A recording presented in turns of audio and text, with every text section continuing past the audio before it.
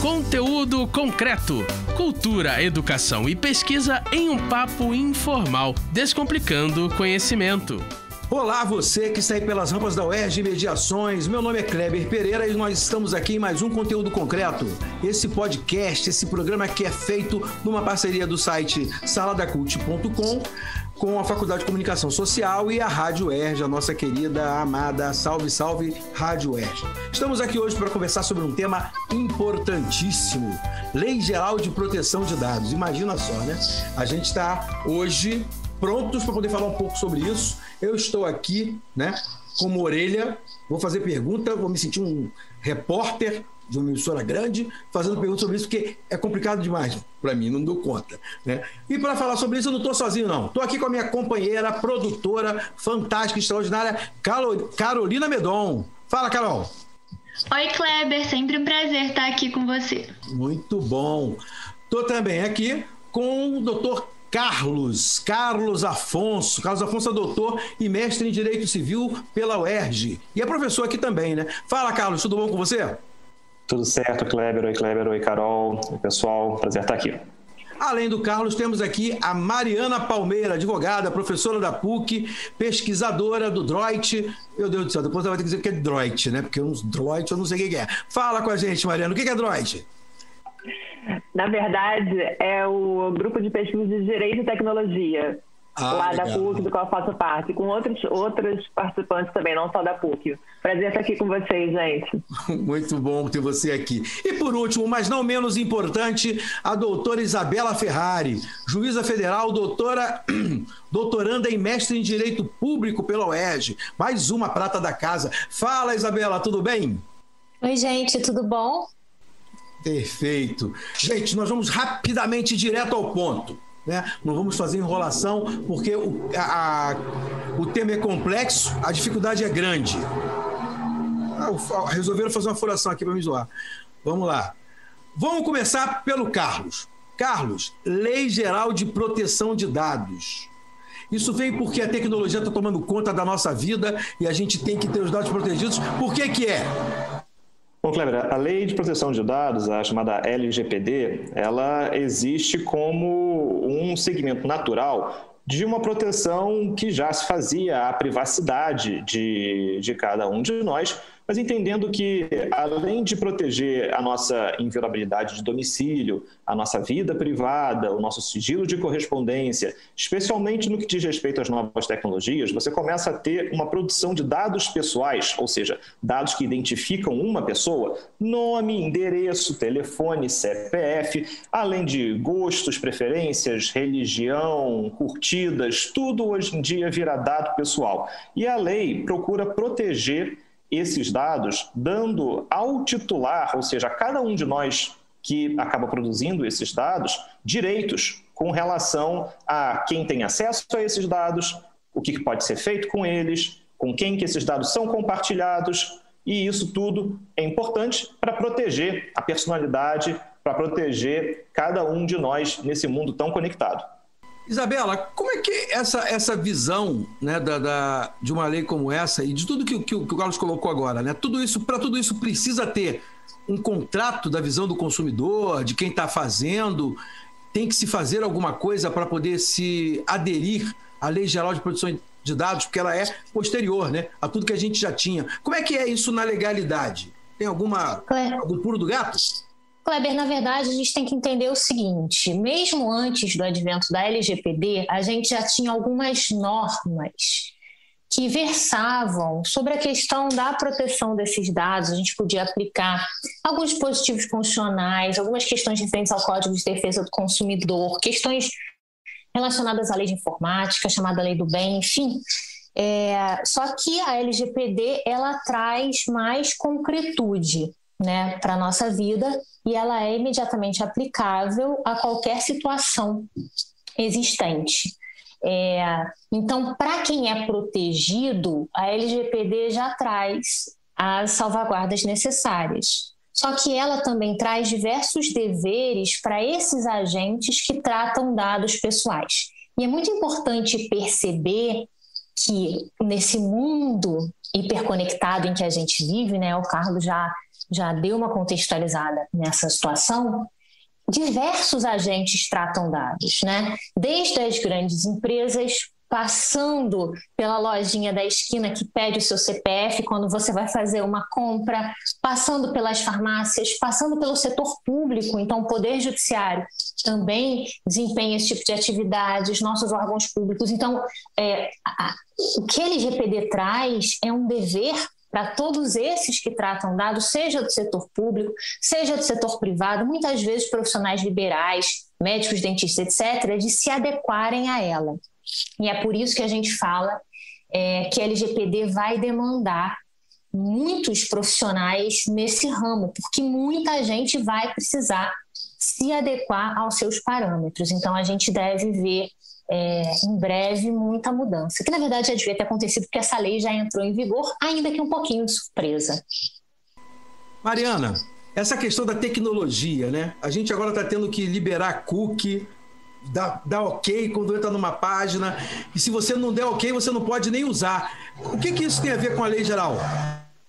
Então, tem a ver com primeiro com esse movimento que a Isabela se referiu há pouco, né, dos agentes de tratamento, das empresas, dos sites, estarem entendendo o que precisa ser feito para continuar operando, né? Então, isso significa continuar fazendo cadastro, pegando formulário, trabalhando com e-mail marketing. Então, o que a gente está vendo hoje é esse movimento de adequação das empresas, né, e profissionais liberais, olhando para os seus negócios e tentando entender como que se dá essa chegada dos dados pessoais, né? Se eu vou numa loja e pedem meu CPF, pedem que eu faça um cadastro com meu nome, com meu aniversário, com o nome do cachorro, do filho. Tudo isso traz hoje para quem está pedindo uma obrigação em relação à forma como isso vai ser tratado, esse dever de cuidado, esse aviso. E exatamente essa ideia de dar o ok no cookie, que muitas vezes a gente sabe que não é nem necessário, não é nem a forma mais correta de tratar isso, porque o cookie é considerado, né, também um dado pessoal, não todos, mas muitas modalidades de cookie. Então, se convencionou, meio que importado de uma diretiva, né, do Reino Unido, que você, então, pede lá o ok para coletar o seu cookie, né, dar ali a permissão para fazer o rastreio naquele site do que você está fazendo ali. Mas essa é só uma das formas que a gente está vendo aí das empresas tentarem se entender e passar a se adequar à LGPD. Agora eu queria que vocês falassem, num papinho entre vocês aí, e falassem com os nossos ouvintes, sobre essa questão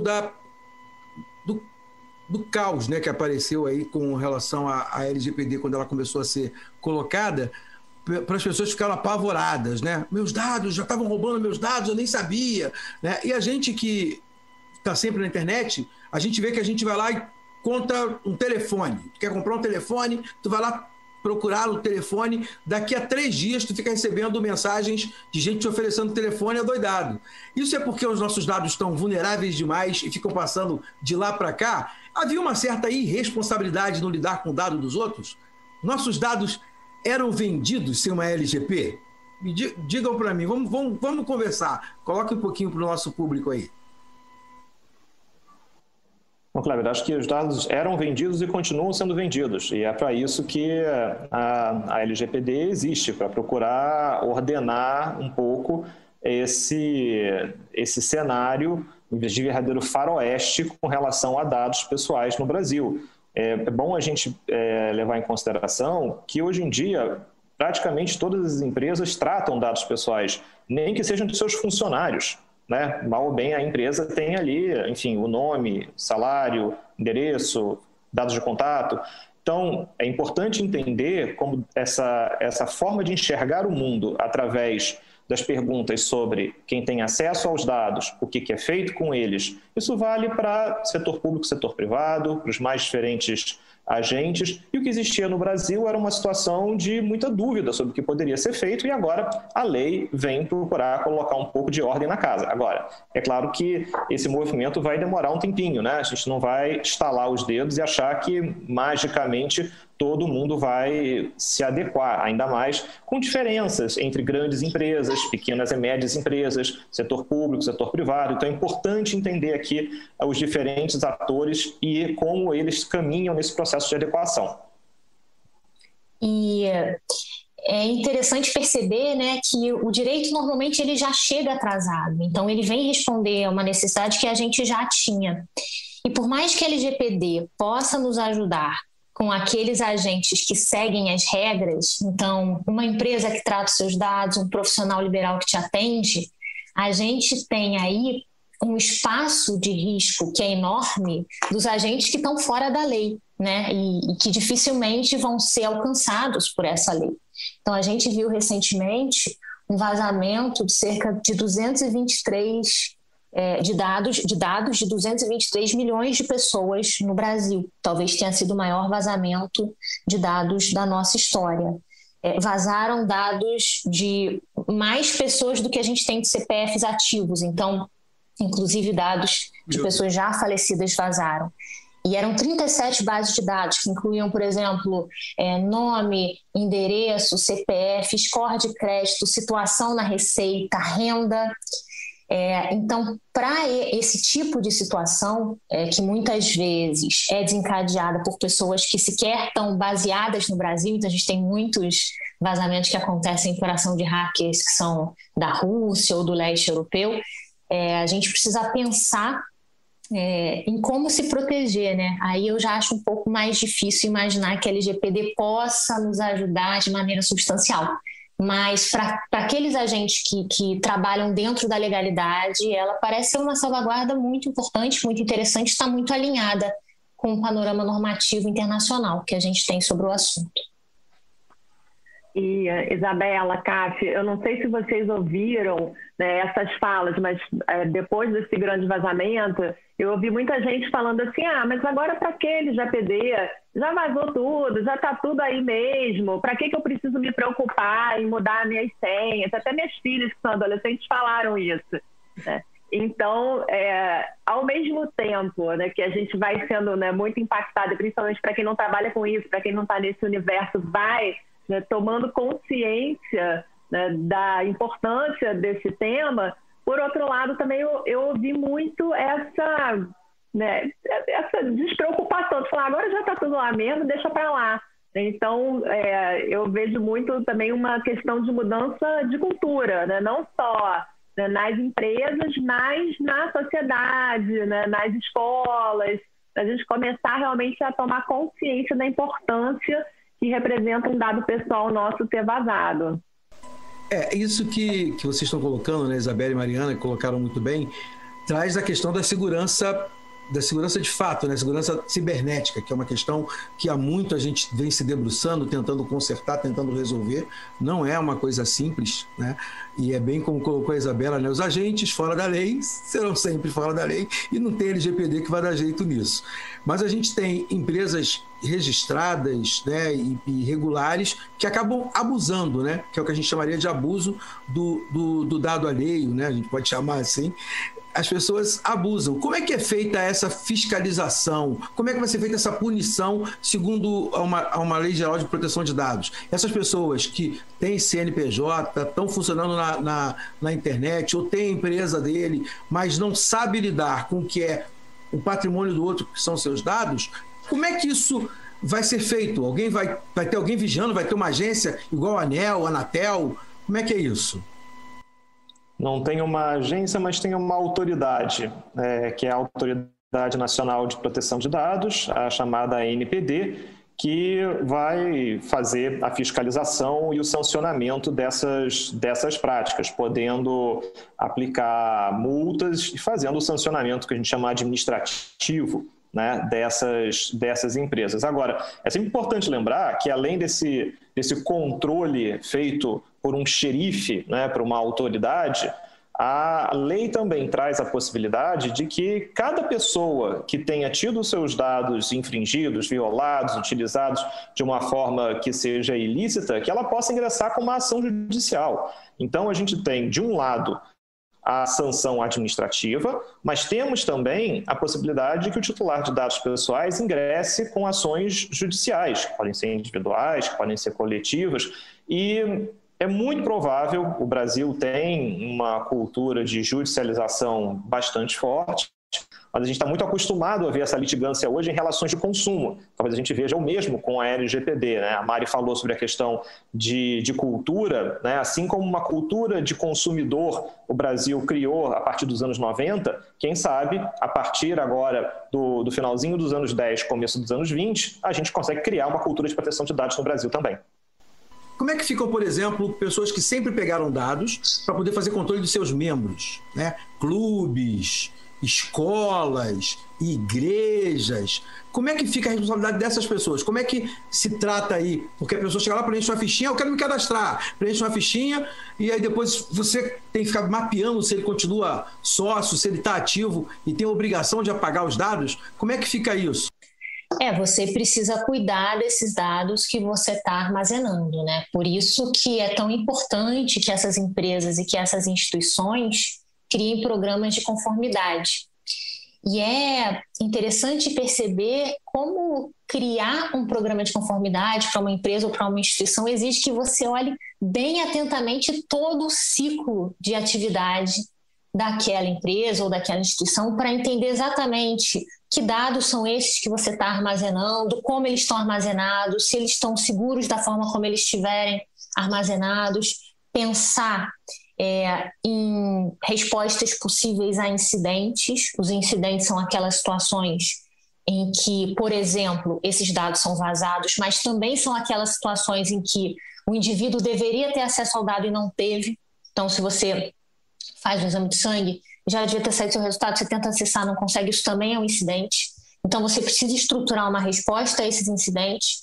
Então, não dá só porque você já tinha coletado esses dados, não dá para ficar tranquilo. Ou você se desfaz deles, ou você cuida disso muito direitinho, porque você pode ter um problema enorme se essa curadoria dos dados não for adequada, por exemplo. E é interessante perceber, Kleber, como essas questões associadas à LGPD, elas ganham ainda mais relevância nesse momento que a gente está vivendo.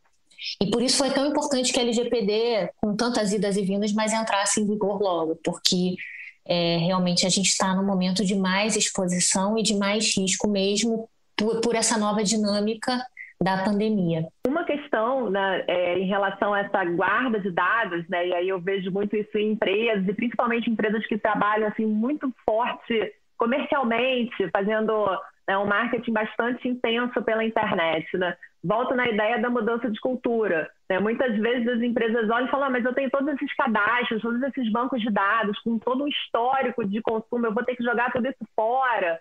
Então, é um momento também meio de autoconhecimento da empresa, né? De você olhar para dentro e falar, será que eu preciso disso tudo? Né? É um momento de começar a talvez mudar essa mentalidade, né? Dessa necessidade de ter muitas informações, de ter muitos dados, e será que isso realmente é importante para o meu negócio? A gente está diante de uma mudança de paradigma, né? Uma mudança, pelo jeito, radical de paradigma. As pessoas pensavam que, colhendo informação, elas tinham um tesouro e que podiam usar desse tesouro de qualquer maneira. Então, hoje, tem uma lei que diz que esse tesouro tem dono. É isso, Carlos? Que não dá para usar de qualquer maneira? É até paradoxal, Kleber, porque ao mesmo tempo que é tesouro porque tem um valor, era tratado como se fosse qualquer coisa. E aí você poderia fazer o que quisesse com esse dado pessoal. Então, acho que a mudança é justamente essa, entender que ele tem valor, que ele é titularizado por uma outra pessoa, não é porque essa pessoa é seu cliente que você é necessariamente proprietário dos dados dessa pessoa. O mesmo vale para aluno, o mesmo vale para administrador e administrado. Ou seja, a mudança aqui é entender que sobre dados pessoais, e aí a discussão é o que são os dados pessoais, até onde a lei alcança, elas têm uma proteção específica, isso envolve deveres de cuidado com relação a esses dados, um regime de responsabilidade caso alguma coisa dê errado, e que isso acaba pegando todos os diversos setores, inclusive o setor educacional, como a gente estava aqui discutindo. Em resumo, com grandes poderes vem grandes responsabilidades. E eu queria que vocês dessem as suas considerações finais aí, se despedissem, começando pela Mariana. Bom, gente, obrigada, então, né, de estar aqui conversando com vocês.